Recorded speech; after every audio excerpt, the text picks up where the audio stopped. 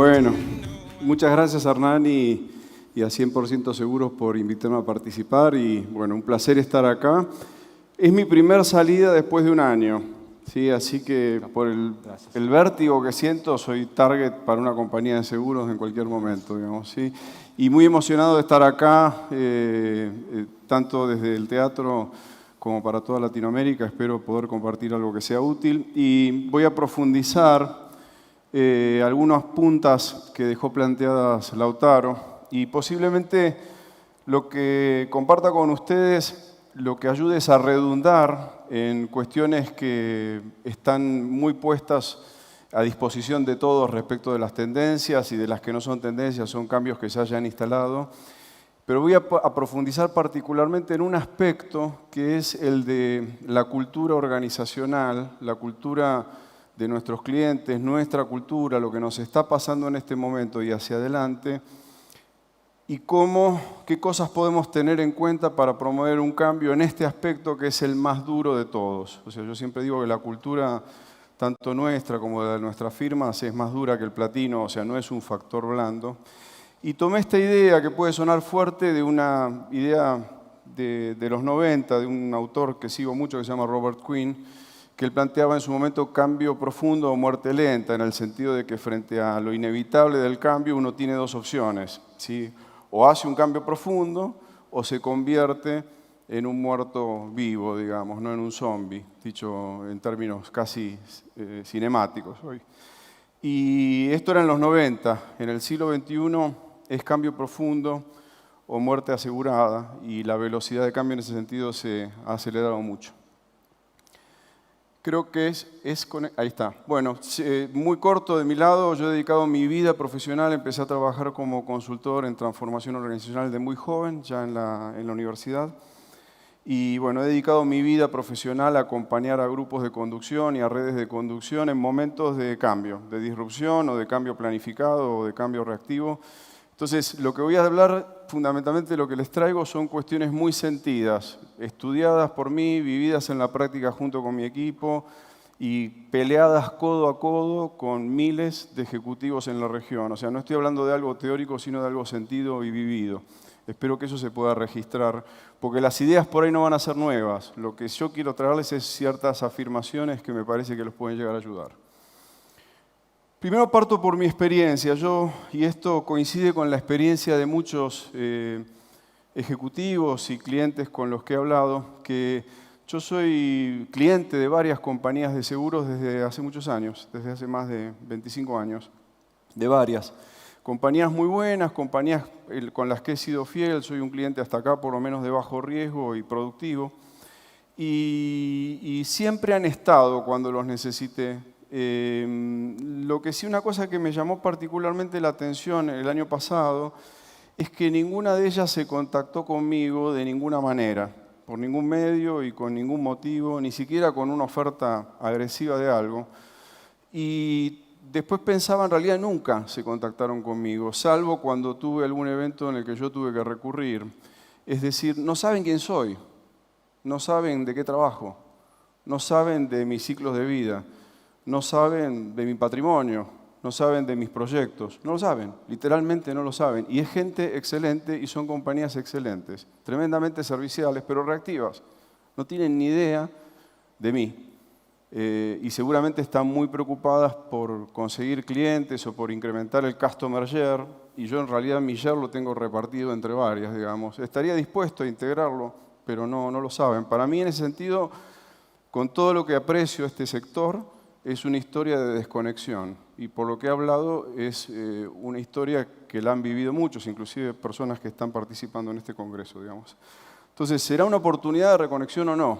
Lo que sí, el camino sé que es por la reconexión con el cliente y por la reconexión con nosotros y por la reconexión entre nosotros. El autor habló de eso en una perspectiva macro, inclusive.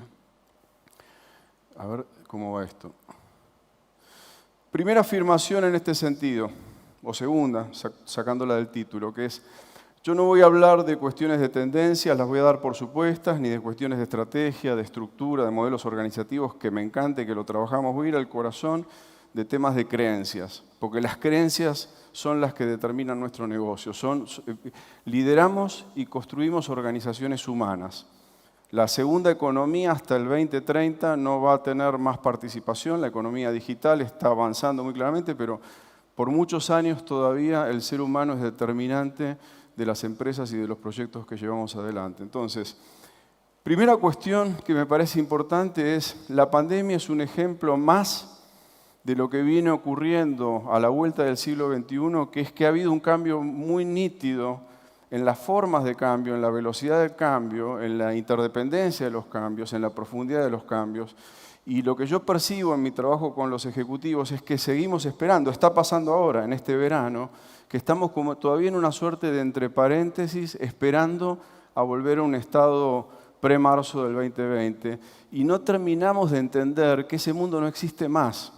O sea, los seres humanos somos enormes productores de cisnes negros. Yo digo que somos granjeros. Tenemos granjas de cisnes negros que multiplicamos a una velocidad brutal porque está absolutamente descentralizado el planeta hoy. No hay ningún control sobre nada y somos tremendamente creativos y ambiciosos y nos generamos nuestros propios problemas. Ese mundo que conocíamos no existe más. Entonces tenemos que naturalizar la necesidad de atravesar crisis de esta magnitud de manera repetida, hay muchos que nos lo están diciendo, y tener capacidad adaptativa para eso, y aún así seguir viendo un mundo de abundancia, no deprimirnos. La industria tiene en ese sentido un montón, digamos, de oportunidades y de riesgos. Tiene un montón de oportunidades y tiene un montón de riesgos. De ahí la necesidad de transformación profunda o muerte asegurada, o transformación profunda para ser mucho más grandes y mejores.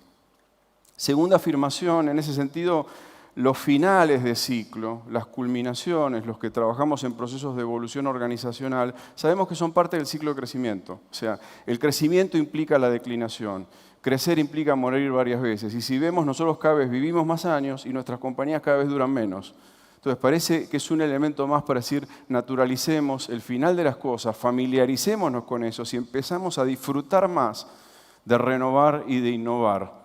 No lo suframos, disfrutémoslo, hagámonos propietarios de eso, digamos, ¿sí? El problema es de cultura, en el que yo me estoy centrando, es de creencias justamente. Tenemos creencias muchos del siglo XX, los que tenemos más de 40 años, nacimos en el siglo pasado y estamos modelados en un mundo de mucha estabilidad y disrupciones cortas, ahora es al revés. Entonces la cultura se come todo al desayuno, no es como decía Drucker, se come la estrategia, se come la estructura, se come las capacidades, se come la experiencia del cliente, se come todo. Y entonces en ese sentido, si queremos tener sostenibilidad, esa palabra que nos preocupa, no sustentabilidad, sostenibilidad en el desempeño de nuestros negocios, que implica capacidad de recreación, y eso es mentalidad y capacidades adaptativas. No nos lo va a dar la tecnología es un producto nuestro. No nos lo va a dar la estrategia la producimos nosotros. No nos la va a dar nuestro partner, el partnership lo construimos nosotros desde nuestras cabezas y desde nuestras capacidades. Entonces, la cultura es determinante para la supervivencia y para el crecimiento de cualquier compañía. No es un factor blando, es durísimo y es el más difícil de cambiar. Y está en un conflicto muy profundo a nivel mundial por todo lo que está pasando con la tecnología. Siguiente, a ver. No me está resultando la señal. Ahí va. Cuarta afirmación. Queremos crecer, tenemos que renovarnos, tenemos que transformarnos. Es el cliente, no es nuestra oferta, no es nuestra especialidad, no es lo que hicimos hasta acá. Ustedes lo saben, en todo ciclo de crecimiento y de renovación lo que volvimos a hacer es buscar a aquellos que nos necesitaban para recrear nuestra propuesta. Es un principio básico del crecimiento, la creación de valor para otros, la entrega de valor para otros. El proceso de crecimiento está en riesgo cuando uno empieza a desfasarse del valor esperado por el otro. Uno se queda sin trabajo completamente. Trabajar es agregarle valor a otro. Es lo que muchos trabajadores se olvidan. No es hacer cosas, es darle cosas a otros. Yo hago con otros y hago para otros. Es un principio muy básico. Entonces, la centricidad del cliente en este mundo de incertidumbres es una certeza, por lo menos desde el punto de vista cultural.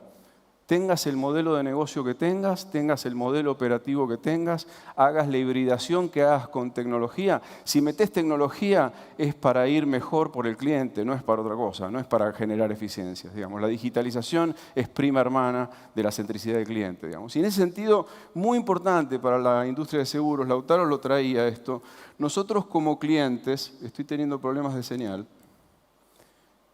nosotros como clientes comparamos experiencias, digamos, no comparamos compañía con compañía. No estoy pudiendo pasarlos, ahí va.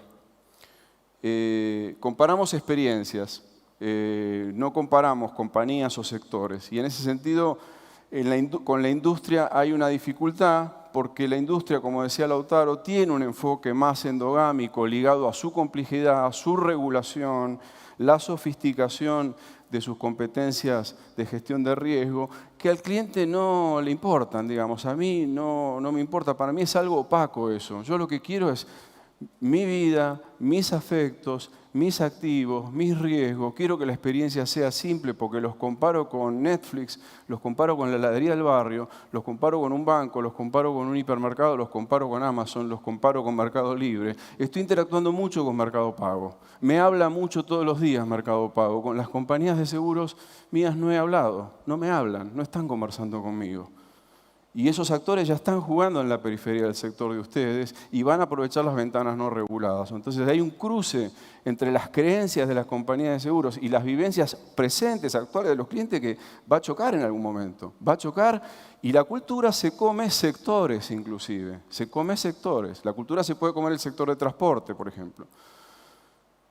Entonces, tesis central acá. Hago doble clic sobre el tema del cliente. Ustedes son expertos en riesgos. Estamos en un mundo plagado de riesgos. Entonces, la cultura debería orientarse hacia nuestros clientes y para con nosotros mismos a gestionar para mí 4 riesgos esenciales que están timoneados desde el temor.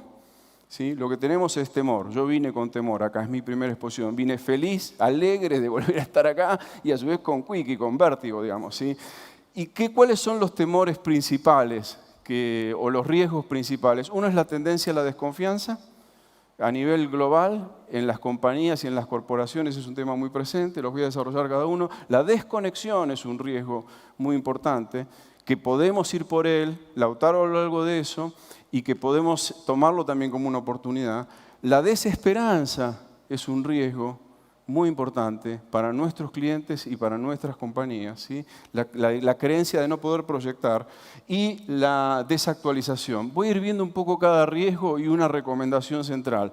Cada uno de estos temas da para un día de charla. Yo voy a hacer una síntesis muy esencial. La desconfianza es muy evidente desde el punto de vista del peligro que el mundo ha ido cobrando. La desconfianza es muy evidente en el mundo corporativo porque venimos de un modelo fordista y competitivo que nos hace competir. Las organizaciones están estructuradas en función de rentabilidad, poder y control. Está cambiando eso, pero está en transición, digamos. ¿Sí? Y aunque el costo es alto, es lo que pasa. El costo de la desconfianza es alto, pero es lo que ocurre. Yo me gano la vida trabajando fenómenos de desconfianza y de desconexión, básicamente. En la industria tiene trabajo para hacer. 70% de los clientes en el 2020 dijeron que no confían en las compañías. O sea, la industria tiene un trabajo importante para hacer. La de banca también tiene un desafío muy grande ahí. Y bajó 10% en los últimos 2 años el índice de confianza. Acá estoy tomando índices de 3 firmas muy importantes, digamos. ¿Sí? Entonces, acá hay preguntas para hacerse. Después van a tener acceso a la presentación, yo la voy a dejar. Es decir, ¿en qué medida el otro está presente en nuestro negocio y en nuestras conversaciones? ¿En qué medida consideramos a la confianza como un factor duro que fluidifica o dificulta las relaciones? ¿En qué medida medimos eso y priorizamos eso? ¿Cómo está la confianza mía? ¿Cómo está la confianza con mi equipo? Es un tema absolutamente central. Preguntas que dejo. La solución para mí, una de las soluciones que está cada vez más dicha, es volver a cuestiones de esencia. O sea, recuperar el propósito de nuestro negocio y de nuestra empresa y de nuestro emprendimiento, que incluye por definición al otro. No, el propósito no está referido a nosotros, sino a lo que pretendemos dar, ¿sí? Y crear una estrategia que tenga triple impacto en ese sentido, que considere sociedad, que nos está mirando mucho porque hoy es transparente, clientes y que considere todo nuestro ecosistema más cercano. Desconexión. La desconexión venía de antes de la pandemia. Los hilos intraempresariales e interempresariales venían de antes. La pandemia la complicó más, la desconexión. La desconexión es entre nosotros, es en el proceso de negocio que nosotros hacemos en las interacciones. Los robots no tienen desconexión. Los bots y los algoritmos están cada vez más conectados. El ser humano es el que se desconecta en el mundo de los negocios, digamos, porque privilegia la transacción y la rentabilidad versus la construcción de vínculos. Y eso tiene patas cortas. Puede rendir decenas de años, pero en términos de la historia de la humanidad tiene patas cortas. No hay buenos negocios sin buenos vínculos, y es un tema que está bien estudiado. Te podrá durar 30 años tu negocio, pero podría durar 80 o 1 millón o 1000 años, como hay el caso de una compañía japonesa, digamos. Pero tenés que trabajar el vínculo, digamos, ¿sí? ¿Qué pasa acá? El 15% de la población sufre fobia social, miedo al otro, miedo al congénere. Este mono gregario le tiene miedo al mono de al lado. El 15% de la población se estima a nivel mundial consultando y haciendo tratamientos, ¿sí? Y más del 50% de los riesgos se realizan por la desconexión. Esto es un estudio nuestro y escribí un artículo hace poco. Donde hay riesgos en la interacción ocurre algo malo.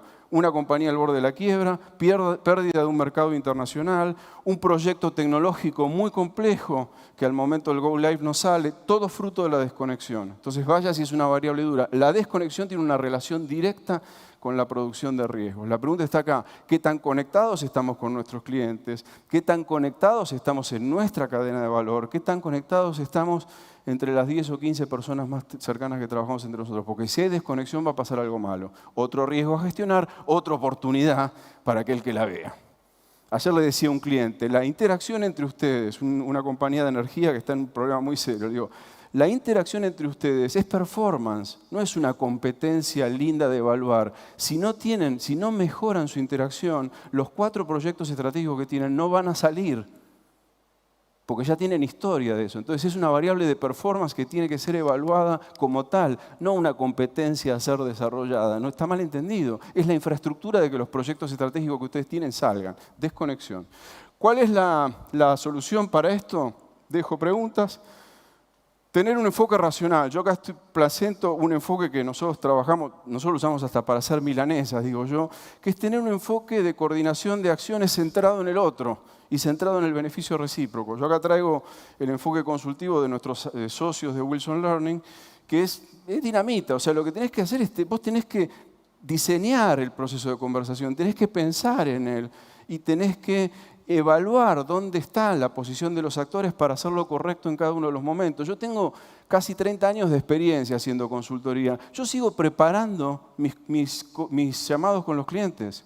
Y en el mundo virtual mucho más. Me resulta mucho más complejo, aunque pudimos ser efectivos, preparar y mantener reuniones con grupos, hasta inclusive con ejecutivos y con prospectos nuevos.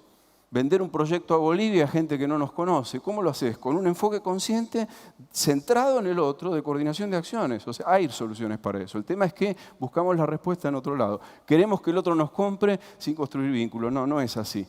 No es así. Tenés que dar 3 pasos antes, digamos, ¿sí?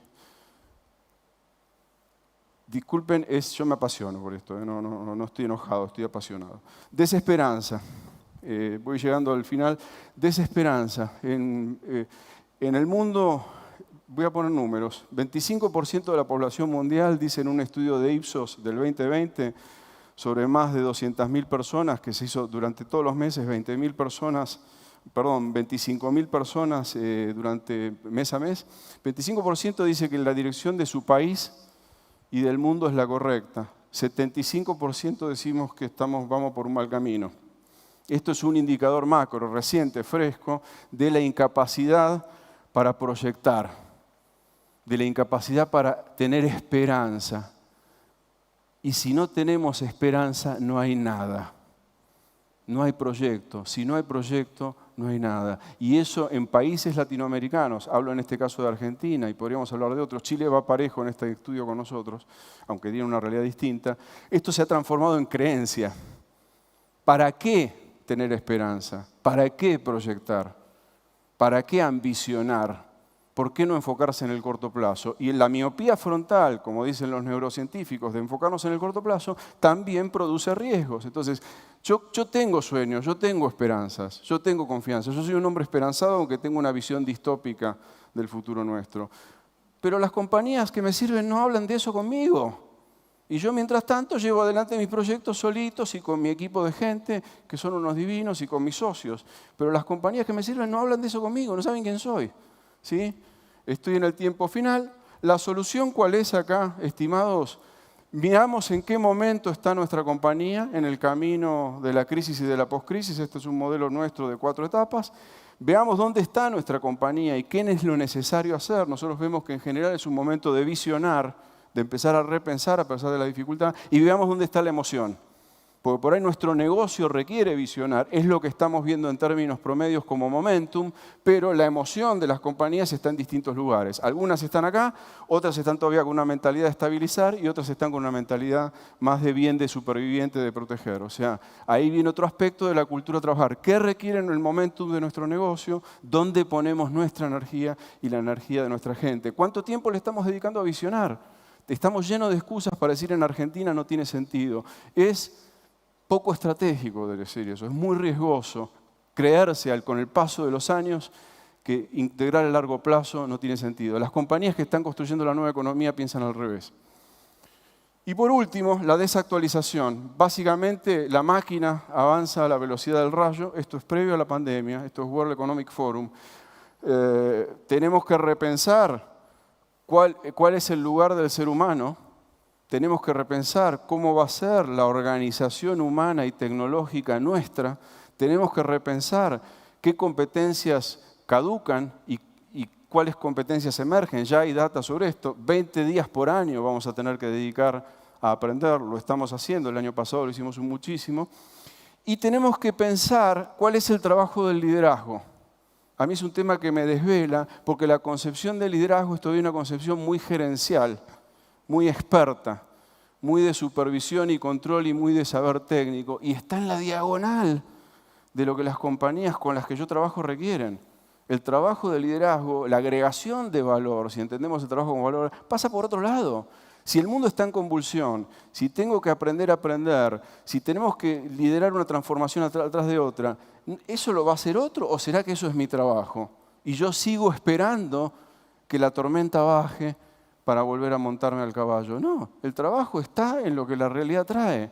El liderazgo lo que hace es responder a lo que el contexto pide y hacer que eso ocurra. ¿Se ve? Entonces, la solución para mí, acá dejo preguntas, la del última es cuál es el trabajo, es los que lideramos emprendimientos, organizaciones y grupos, tenemos varias patas, esto lo tenemos bastante identificado, pero una de las patas centrales es liderar los procesos de desarrollo de capacidad adaptativa de la firma. Tenemos que tener horas de nuestro año dedicados a temas de capacidad organizacional, a temas de talento, a temas de proyección de nuestra compañía. Tenemos que tener horas concretas y nos tienen que pagar por eso. Si no nos pagan por eso, el contrato está mal y vamos a llevar a nuestra compañía a una declinación asegurada. Entonces, ustedes son expertos en seguros.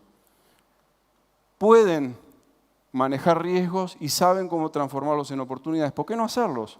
Los clientes, la sociedad, nosotros al centro, ir por confianza, ir por coordinación, como sugería Lautaro, recuperar propósito, no estrategia, no presupuesto, propósito primero, que es lo que perdura, y aprender, dedicar tiempo a aprender. Vamos por eso. ¿Para qué complicarla más? Muchas gracias.